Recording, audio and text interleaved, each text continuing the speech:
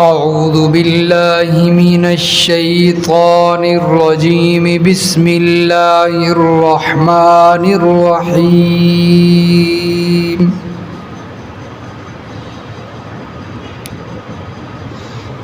أَلَمْ تَرَوْا أَنَّ اللَّهَ سَخَّرَ لَكُم مَّا فِي السَّمَاوَاتِ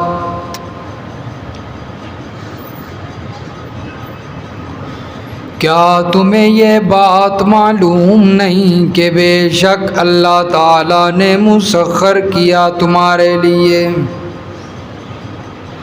جو کچھ آسمانوں میں ہے وہ وما فی الارض اور جو کچھ زمین میں ہے وَأَسْبَغَ عَلَيْكُمْ نِعَمَهُ ظَاهِرَةً وَبَاطِنَةً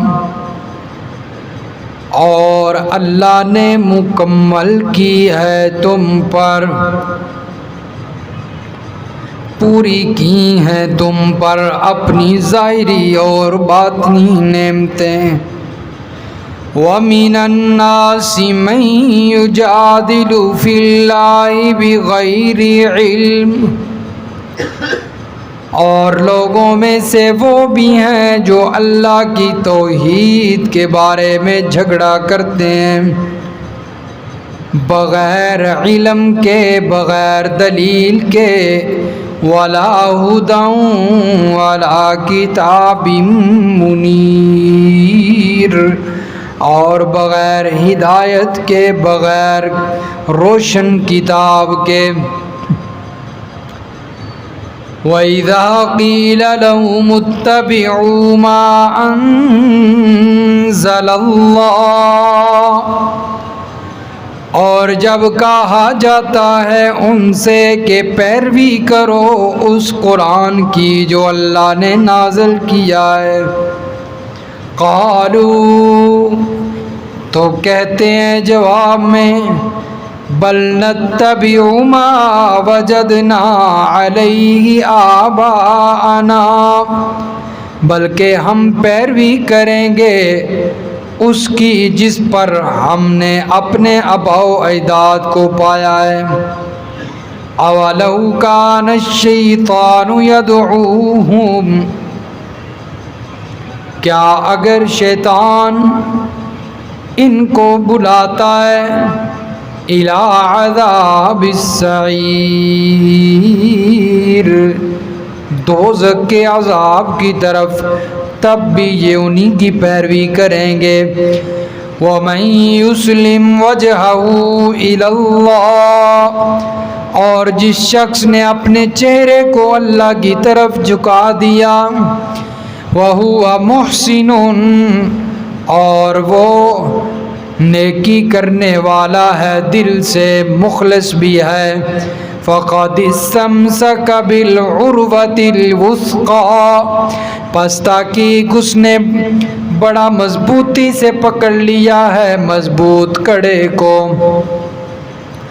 وَإِلَى اللَّهِ عَاقِبَةُ الْأُمُورِ اور اللہ ہی کی طرف تمام امور لوٹائے جاتے ہیں تمام کاموں کا انجام اللہ ہی کی طرف وَمَن كَفَرَ فَلَا يَحْزُنكَ كُفْرُ اور جس شخص نے انکار کر دیا پس آپ نہ غم کریں اس کے انکار کی وجہ سے اس کا انکار کرنا آپ کو غم میں نہ ڈال دے الینا مرجعہم ہماری ہی طرف ان سب نے لوٹنا ہے فَنُنَبِّئُهُم بِمَا عَمِلُوا بس ہم ان کو خبر دیں گے ان کے عملوں کی جو یہ کیا کرتے تھے ان اللہ علیم بذات الصدور بے شک اللہ تعالی جاننے والا ہے دلوں کی باتوں کو بھی نمتعہم قلیلا، ہم ان کو نفع دیتے ہیں تھوڑا، ثم نضطرہم، پھر ہم انہیں مجبور کریں گے، لے آئیں گے پکڑ کر، الی عذاب غلیظ، سخت عذاب کی طرف۔ سبحان ربک رب العزت عما یصفون وسلام علی المرسلین والحمد للہ رب العالمین۔ اللہم صلی علی محمد وعلی آل محمد کما صلیت علی ابراہیم وعلی آل ابراہیم انک حمید مجید۔ اللہم بارک علی محمد وعلی آل محمد کما بارکت علی ابراہیم وعلی آل ابراہیم انک حمید مجید۔ سورۃ لقمان کی آیت نمبر 20 سے لے کر آیت نمبر 24 تک تلاوت کی گئی ہے۔ گزشتہ آیات میں اور گزشتہ پورے رکوع میں اللہ تبارک و تعالی نے حضرت لقمان کی نصیحتوں کا ذکر فرمایا ہے۔ اس میں بڑی خوبصورت نصیحتیں تھیں جو انہوں نے اپنے بیٹے کو کیں، لیکن اللہ نے قرآن میں ان کی نصیحتوں کا ذکر اس لیے فرمایا ہے تاکہ ان نصیحتوں سے میرے سارے بندے جو قرآن پڑھیں وہ فائدہ اٹھا سکیں۔ فرمایا جو بھی ان نصیحتوں پر عمل کرے گا تو یہ نصیحتیں اس کے لیے کامیابیوں کا سبب بنیں گی۔ اگر یہ نصیحتیں اتنی خوبصورت اور قیمتی تھیں تبھی اللہ نے قرآن میں ان کا ذکر فرمایا ہے۔ اس لیے ان نصیحتوں پر عمل کرنا ہی انسان کی نجات اور بھلائی ہے۔ اس میں اب اللہ تبارک و تعالی دوسری دلیل عقلی بیان فرما رہے ہیں۔ کیا تم لوگوں کو یہ بات معلوم نہیں کہ اللہ نے تمہارے لیے زمین و آسمان کے اندر ہر چیز کو کام میں لگا دیا ہے؟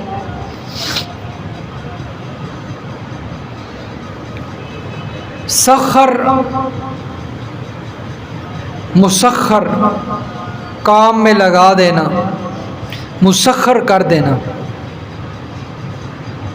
اکثر لفظ بولا جاتا ہے نا مسخر کی ہوئی چیز، تو اس کا مطلب ہوتا ہے یعنی اس چیز کو کام میں لگا دیا گیا ہے، اس کی ڈیوٹی لگا دی گئی ہے۔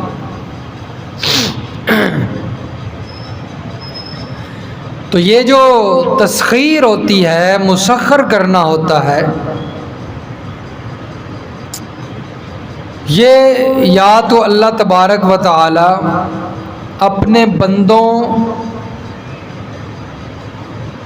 کو براہ راست کوئی چیز عطا کر دیتے ہیں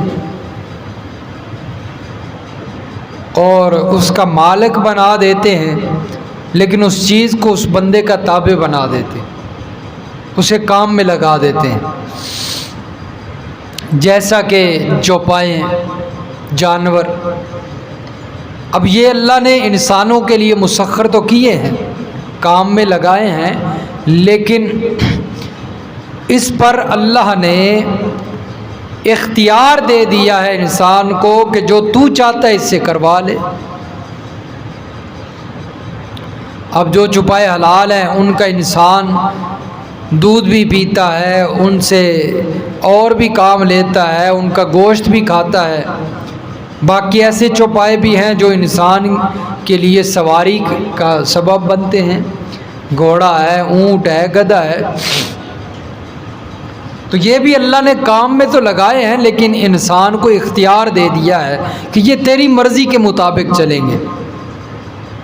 گھوڑے کو جیسے انسان حکم دیتا ہے ویسے ہی وہ چلتا ہے، ادھر ہی چلتا ہے جہاں اس کو حکم دیتا ہے، اس کے حکم کی خلاف ورزی نہیں کرتا۔ اسی طرح باقی جو سواریاں وہ بھی اسی طرح کرتی ہیں۔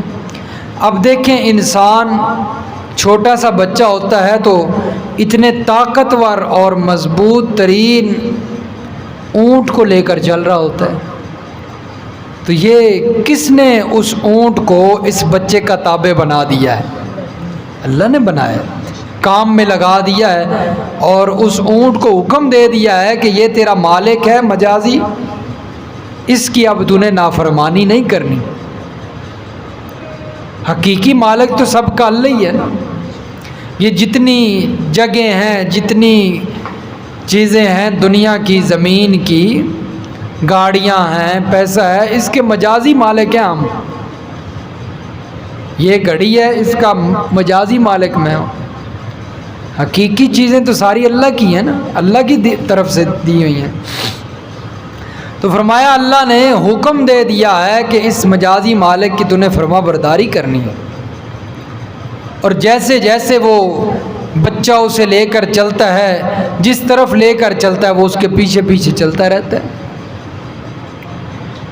تو یہ اللہ فرماتے ہیں ہم نے تمہارے لیے چیزوں کو مسخر کر دیا، اور بعض چیزیں ایسی ہیں جو اللہ نے انسان کے لیے مسخر تو کی ہیں، کام میں لگائی ہوئی ہیں، وہ کام انسان کے لیے ہی کر رہی ہیں، فائدہ انسان کو ہی پہنچا رہی ہیں، لیکن اس پر انسان کا قبضہ قدرت نہیں ہے، اختیار نہیں چلتا۔ مثال کے طور پر سورج ہے، چاند ہے، ستارے ہیں۔ اب سورج روشنی دے رہا ہے، سارا دن جناب چمک رہا ہے، تو کس کے لیے چمک رہا ہے؟ انسانوں کے لیے چمک رہا ہے۔ چاند رات کو روشن ہو جاتا ہے، تو یہ چاند مسخر جو ہو رہا ہے، کام میں لگا ہوا ہے، یہ کس کے لیے؟ انسانوں کے لیے، لیکن اس پر انسان کا اختیار نہیں ہے۔ اب یہ نہیں ہو سکتا کہ انسان کہے نہیں آج سردی زیادہ ہے، آج سورج نکلے ہی نکلے، یا گرمی زیادہ ہے سورج نہ نکلے، انسان کی مرضی نہیں چل سکتی۔ تو ایسی چیزیں بھی ہیں جو اللہ کے حکم سے چل رہی ہیں اور کام میں لگے ہوئے ہیں، جس پر انسان کا اختیار نہیں چلتا۔ بہرحال جیسی بھی کوئی بھی چیز ہو جس پر انسان کا اختیار چلتا ہے یا نہیں چلتا، اللہ فرماتے ساری چیزوں کو میں نے تمہارے لیے کام میں لگا رکھا ہے، کوئی نافرمانی نہیں کرتی تمہاری۔ وَأَسْبَغَ عَلَيْكُمْ نِعَمَهُ ظَاهِرَةً وَبَاطِنَةً، اور فرمایا کہ اللہ نے تم پر اپنی ظاہری باطنی نعمتوں کو پورا کر دیا ہے۔ ظاہری نعمتیں کیا ہیں؟ جو ہمیں نظر آ رہی ہیں، یعنی حواس خمسہ جن کا ادراک کر سکتے ہیں۔ ٹٹولنا، اب ہم کوئی چیز چیک کرنے کے لیے اسے ٹٹولتے ہیں، ہمیں پتہ چل جاتا ہے۔ یہ اللہ کی طرف سے نعمت ہے نا کہ ہمیں پتہ چل جاتا ہے۔ کوئی چیز ہمارے آنکھیں ہیں ان کو دیکھ رہی ہیں، یہ بھی اللہ کی نعمت ہے۔ ان سے جا کر پوچھو جن کی بینائی نہیں ہے، ہمیں سب کچھ نظر آتا ہے۔ کان ہے، یہ کوئی بولتا ہے تو اس کی بات کو سن لیتے ہیں، تو یہ بھی ظاہری نعمت ہے۔ اسی طرح منہ ہے، پاؤں ہیں، چلتے ہیں، منہ جو ہے وہ چکھ لیتا ہے کسی چیز کو، بول لیتا ہے، تو یہ اللہ کی ظاہری نعمتیں ہیں۔ اسی طرح باطنی نعمتیں بھی اللہ نے پوری فرما دی۔ باطنی نعمت سے کیا مراد ہے؟ یعنی جس کا حواس تو ادراک نہیں کر سکتے، عقل اس کا ادراک کر سکتی ہے۔ ایمان، ہدایت، ایمان، ہدایت، اللہ کے نبی پر آنے والی وحی، تو یہ ساری چیزیں باطنی نعمتیں ہیں۔ تو فرمایا کہ ہم نے تمہارے اوپر ظاہری اور باطنی نعمتیں بھی پوری فرما دی۔ وَمِنَ النَّاسِ مَن يُجَادِلُ فِي اللَّهِ بِغَيْرِ عِلْمٍ۔ اب اللہ تعالیٰ اپنی نعمتوں کا تذکرہ کرنے کے بعد فرماتے ہیں بھلا بتلاؤ تو صحیح کہ یہ جو نعمتیں تمہارے اوپر ہوئی ہیں ان نعمتوں کے کرنے میں کوئی ہمارا شریک ہے؟ سورج جو چل رہا ہے، ہر روز دن کو نکلتا ہے، روشنی دیتا ہے، یہ جو سورج نکلتا ہے ہر روز غروب ہوتا ہے، اس کے طلوع اور غروب کرنے کے اندر ہمارا کوئی شریک ہے؟ اللہ پوچھتے ہیں نا، کیا تمہیں ہماری یہ نعمت نظر نہیں آتی؟ چاند رات کو جو ہے وہ نکلتا ہے، غروب ہوتا ہے صبح کو، تو اس کے طلوع غروب ہونے میں کوئی ہمارا شریک ہے؟ یہ سارا نظام، سورج اور چاند، ستارے، ان کا سارا نظام کون چلا رہا ہے؟ اکیلا اللہ چلا رہا ہے۔ تو فرمایا پھر عبادت کے اندر بھی میرا شریک کیوں بناتے ہو؟ اکیلے میری عبادت کیوں نہیں کرتے؟ اکیلے اللہ کی عبادت کیوں نہیں کرتے؟ جب مانتے ہو کہ سارا نظام چلانے والا اکیلا اللہ ہے تو پھر یہ کیوں نہیں مانتے کہ عبادت کے لائق اکیلا اللہ ہے؟ یہ بھی مان لو۔ فرمایا کہ جب ظاہری باطنی نعمتیں تمہیں دینے والا اکیلا اللہ ہے، اکیلے اللہ نے تم پر اپنی نعمتیں پوری کی ہیں، تو پھر یہ کیوں نہیں مانتے ہو کہ عبادت کے لائق بھی اکیلا اللہ ہے؟ کیوں بزرگوں کو پکارتے ہو؟ کیوں جو ہے میرے بندوں کو پکارتے ہو؟ میرے نبیوں کو میرا شریک کیوں بناتے ہو؟ کیوں انہیں میرا برابر بنا دیتے ہو؟ فرمایا کہ پھر یہ تو نا انصافی ہے نا، دیتا میں اکیلا ہوں، نعمت میں اکیلا کرتا ہوں، اور جب عبادت کی باری آتی ہے اس وقت میرے پیاروں کو میرا شریک بنانے لگ جاتے ہو۔ وَمِنَ النَّاسِ مَن يُجَادِلُ فِي اللَّهِ بِغَيْرِ عِلْمٍ۔ فرمایا لوگوں میں سے پھر وہ ایسے لوگ ہیں کہ جو اللہ کی توحید کے بارے میں جھگڑا کرتے ہیں، اور جھگڑا بھی بغیر علم کے، بغیر دلیل کے کرتے ہیں، بغیر روشن کتاب کے کرتے ہیں۔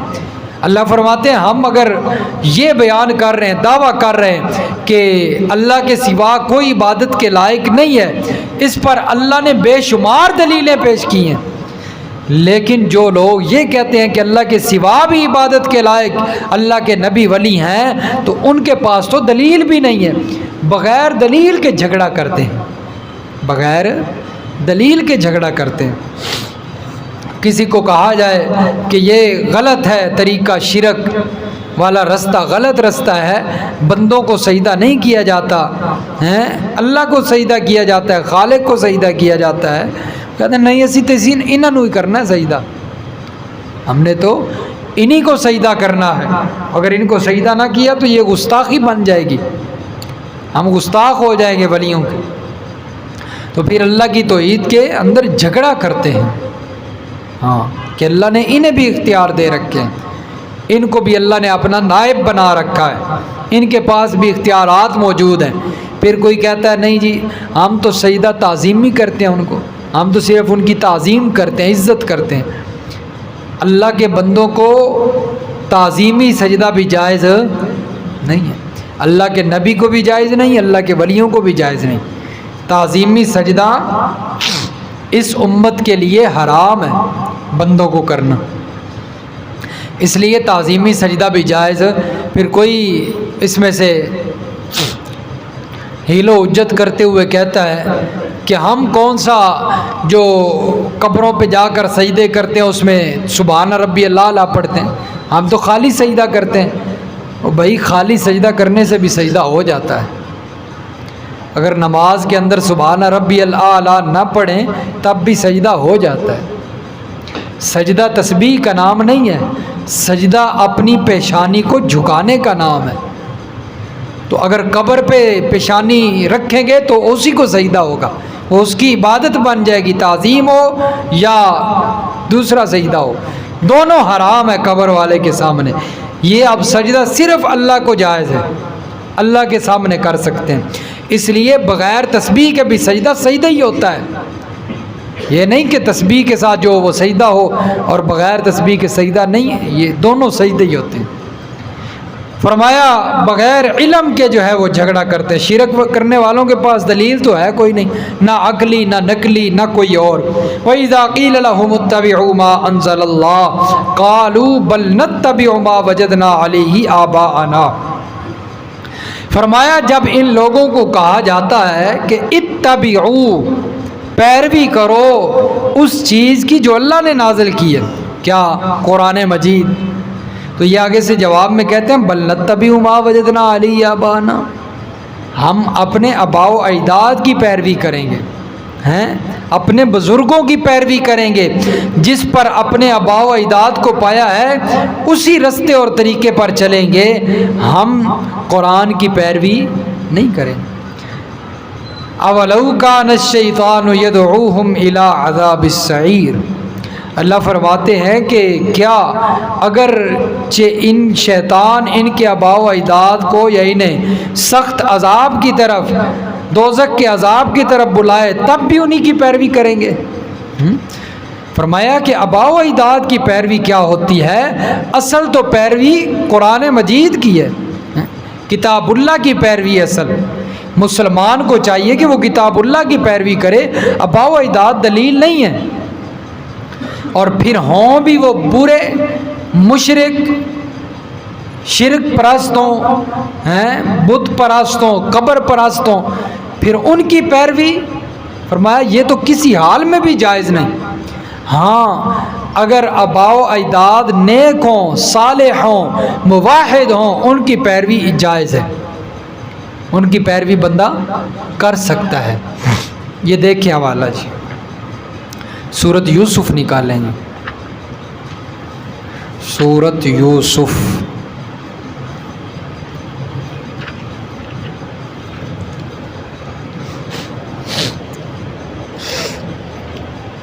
صفحہ نمبر 299، صفحہ نمبر 299 اور آیت نمبر سورۃ یوسف کی ہے جی 38 آیت نمبر ہے، صفحہ 299. فرمایا واتبعت ملت آبائی ابراہیم و اسحاق و یعقوب. حضرت یوسف علیہ السلام فرمانے لگے میں پیروی کرتا ہوں اپنے آباء و اجداد کی ملت کی، اپنے باپ دادا کے مذہب کی پیروی کرتا ہوں. میں نے وہ اختیار کیا ہے. کون ہے باپ دادا؟ ابراہیم و اسحاق، اور اسحاق و یعقوب، اور یعقوب، تینوں اللہ کے نبی ہیں نا.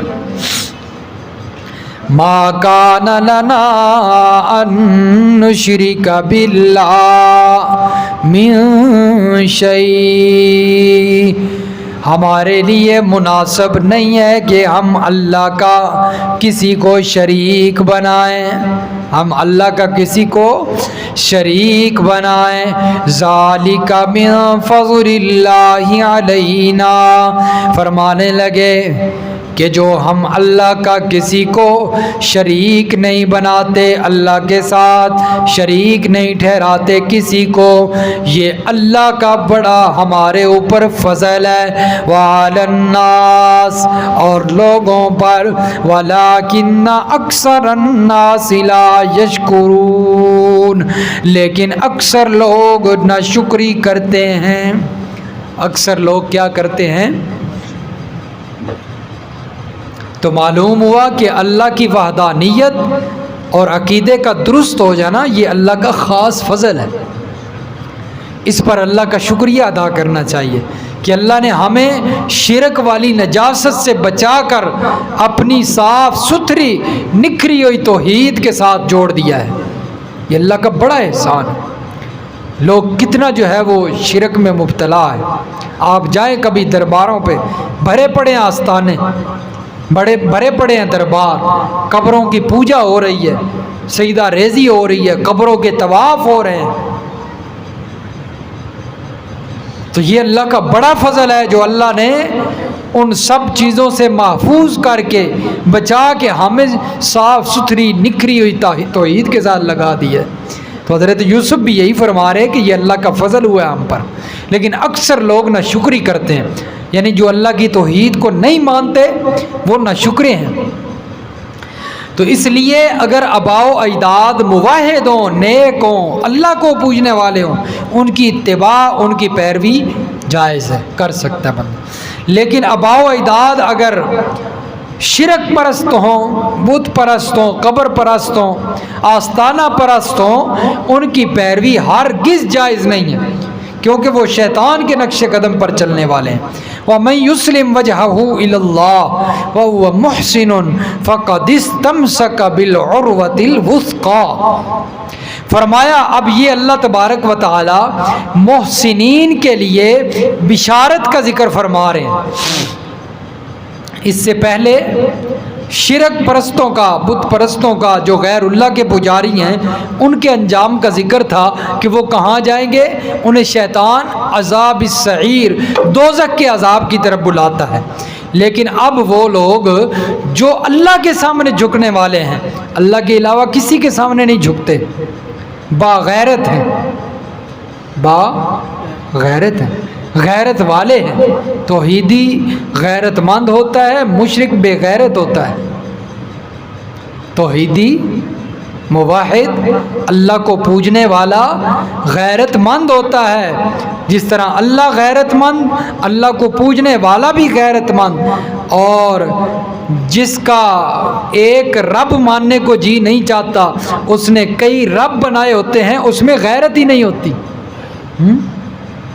اس لیے فرمایا جو اللہ کو پوجنے والے ہیں، اللہ کے سامنے کسی کے سامنے وہ سجدہ کرنا برداشت نہیں کرتے، فقد وَهُوَ مُحْسِنٌ، اور فرمایا وہ مخلص ہیں، احسان کرنے والے ہیں، محسنین ہیں۔ محسن کا کیا مطلب ہوتا ہے؟ یعنی جب بھی وہ اللہ کی عبادت کرتے ہیں تو ان کے دل میں صرف اللہ کا خیال ہوتا ہے، اللہ کے علاوہ کسی اور کا خیال نہیں ہوتا۔ یہ اللہ نے جو 7 قید لگائی ہے، یہ موحدین کے لیے۔ اب ہر قسم کے شرک سے تو ہم بچ گئے، محفوظ ہو گئے، قبروں کی پوجا نہیں، آستانوں کی پوجا نہیں، کسی پیر کی پوجا نہیں، کسی پیر کے قدم نہیں چاٹتے ہم ہیں، اس کی پوجا نہیں کرتے۔ لیکن ایک شرک پھر بھی باقی رہا جس کو ہم نے شرک سمجھے ہی نہیں، ریاکاری۔ ریاکاری بہت بڑا شرک ہے، ریاکاری بہت بڑا شرک ہے۔ سبحان اللہ۔ حضرت عمر فاروق رضی اللہ تعالی عنہ ایک دفعہ نبی علیہ السلام کی قبر پر تشریف لے کر گئے، وہاں ایک صحابی رو رہے ہیں، زاروں کی تار، آنکھوں سے آنسو جاری ہیں۔ فرمایا کیا ہوا ہے تمہیں، کیوں رو رہے ہو؟ تو وہ صحابی فرماتے ہیں اس قبر کے اندر جو موجود ہیں، نبی علیہ السلام کا ذکر کیا۔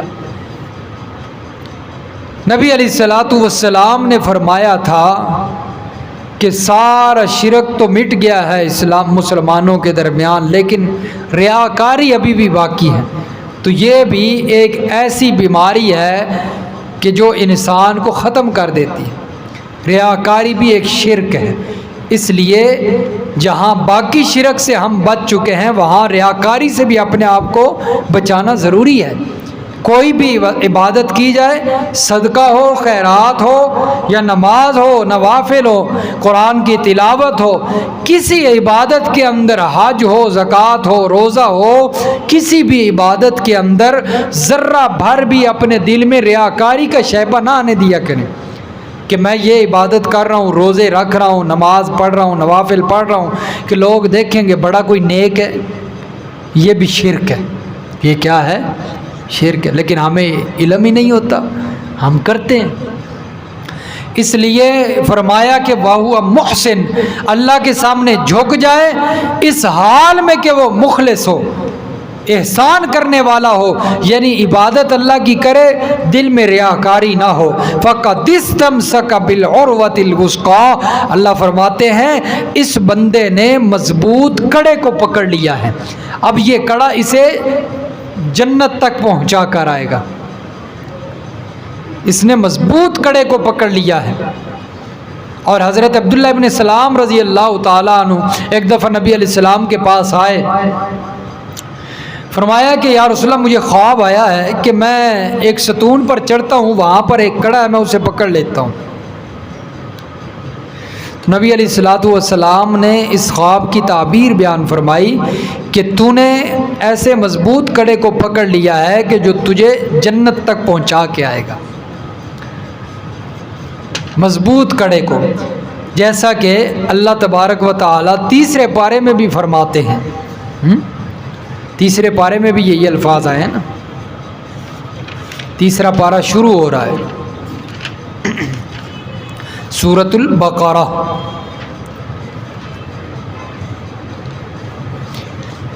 صفحہ نمبر 53، صفحہ نمبر 53۔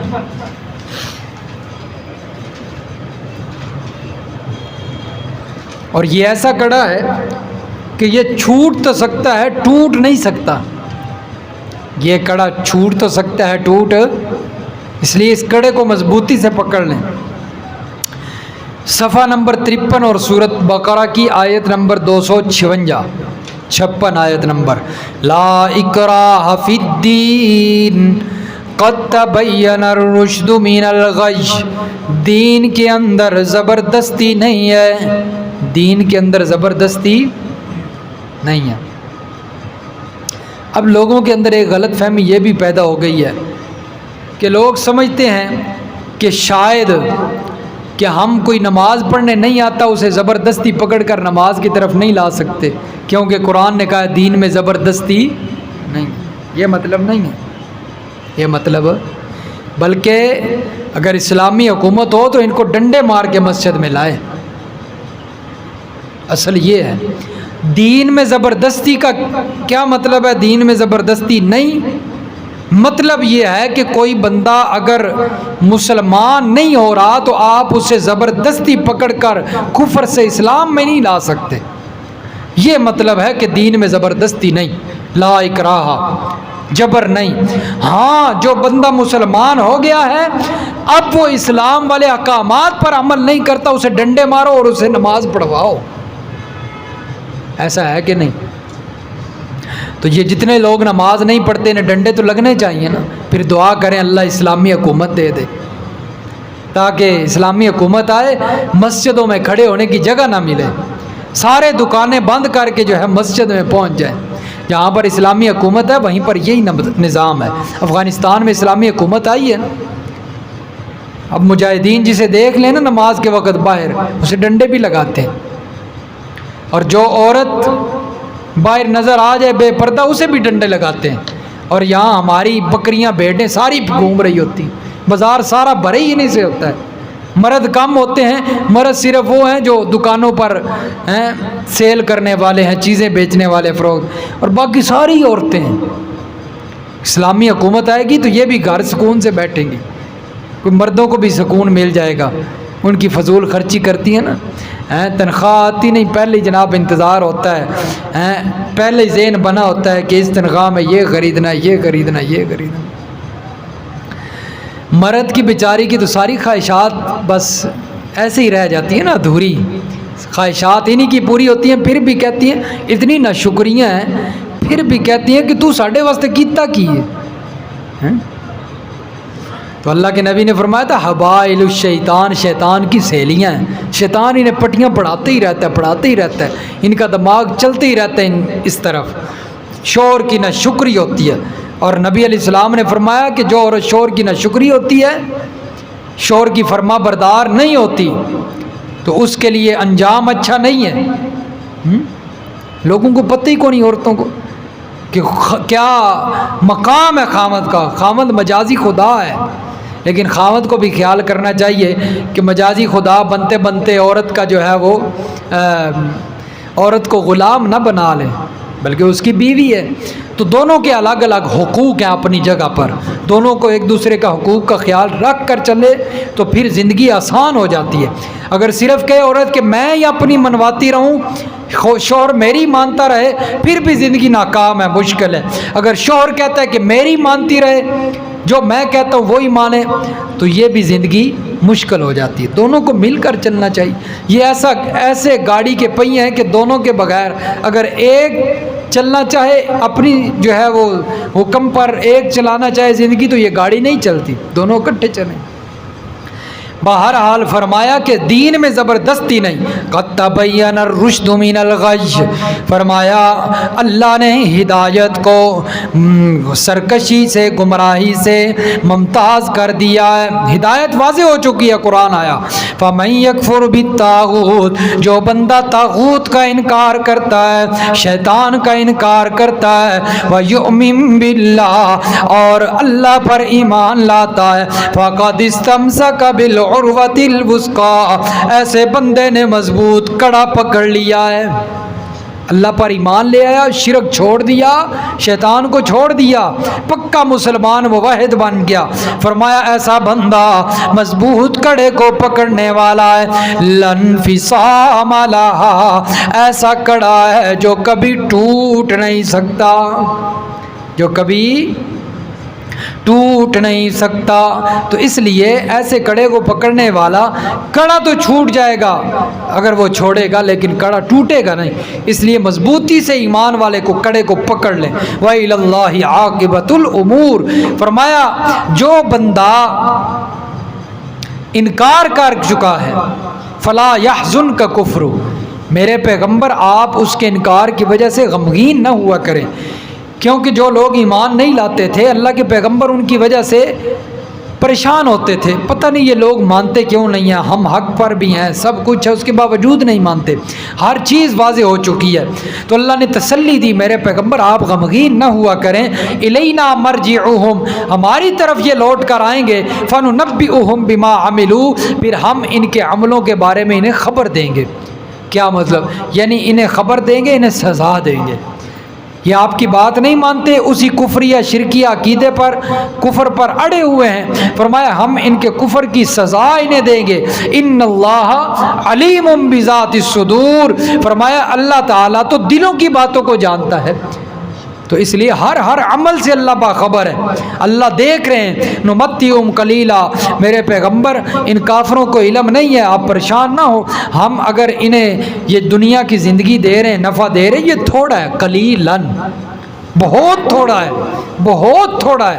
ثم نضطرہ، پھر ہم انہیں سخت، اور فرمایا سخت ترین عذاب کی طرف انہیں قیامت کے دن مجبور کریں گے اور بلائیں گے، پکڑ کے لائیں گے. دنیا کی زندگی عیش و عشرت انہیں جو ہے وہ پسند آ گئی ہے، یہ تو ختم ہو جائے گی. دنیا نے کب تک رہنا ہے؟ دنیا تو ایک دن ختم ہو جائے گی، فنا آ جانی ہے. کل من علیہ فان، سب نے ختم ہونا ہے. آخرت اصل چیز ہے. اس لیے انسان کو دنیا کی فکر نہیں کرنی چاہیے، آخرت کی فکر کرنی چاہیے کہ میری آخرت سنور جائے. اللہ سمجھ نصیب فرمائے عمل کی.